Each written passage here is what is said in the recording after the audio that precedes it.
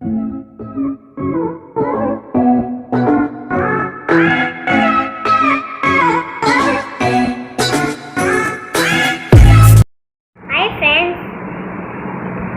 பக்கோடா தான் பார்க்க போறோம். Hi hello friends, welcome back to my channel Krithikrish family logs. இன்னைக்கு நம்ம சேனலில் என்ன வீடியோ பார்க்க போறோம்னா ஒரு சிம்பிளான ஈவினிங் ஸ்நாக்ஸ் தான் பார்க்க போறோம். Tea with cornflour pakoda. வாங்க வீடியோக்குள்ள போகலாம்.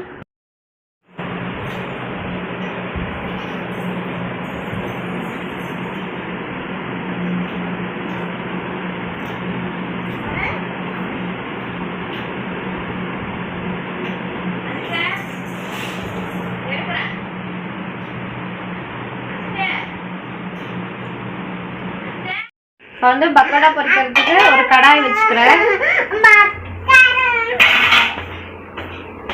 கடாய் வச்சுட்டு இதில் ஆயில் சேர்த்துக்கலாம் பக்கோடா பொரிக்கிற அளவுக்கு. நான் ஒரு பவுல் வந்து கார்ன்ஃப்ளவர் மாவு எடுத்துருக்கேன். இன்னைக்கு வந்து சோள மாவு பக்கோடா தான் பண்ண போகிறேன். இந்த ஒரு கப் ஃபுல்லாக எடுத்துக்கிறேன். இதுக்கு வந்து நான் குட்டி குட்டியாக அந்த வெங்காயத்தை சேர்த்துக்கலாம். கருவேப்பிலையும் கொத்தமல்லியும் சின்ன சின்னதாக பொடி பொடியாக கட் பண்ணி வச்சுருக்கேன். அதையும் இதில் சேர்த்துக்கலாம்.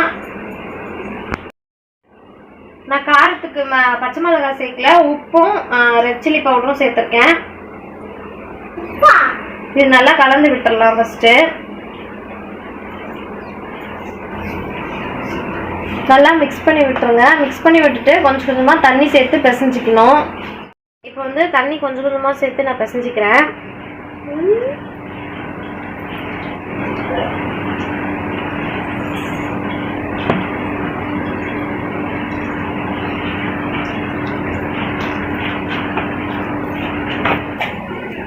இந்த பதத்துக்கு இப்படி எடுத்து போடுற இப்படி இருந்தால் பக்கோடா ஸ்டேஜ் கரெக்டாக இருக்கும்.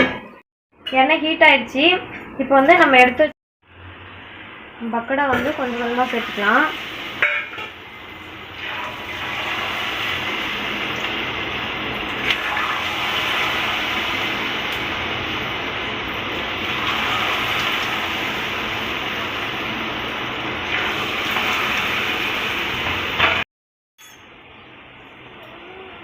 இது கொஞ்ச நேரம் அப்படியே விட்டுருங்க. பாருங்க, ஒரு சைடு வெந்ததுக்கப்புறம் லைட்டாக பரட்டி போட்டால் போதும். மீடியம் ஃப்ளேமில் வச்சு வேக விடுங்க. சேஞ்ச் ஆயிடுச்சு. இந்த மாதிரி கலர் சேஞ்ச் ஆனதுக்கப்புறம் ஒன்று ஒன்றா எடுத்துருங்க. அவ்வளோதான், பக்கோடா ரெடி. இது மாதிரி எல்லா மாவையும் எடுத்து போட்டு எடுத்துக்கலாம்.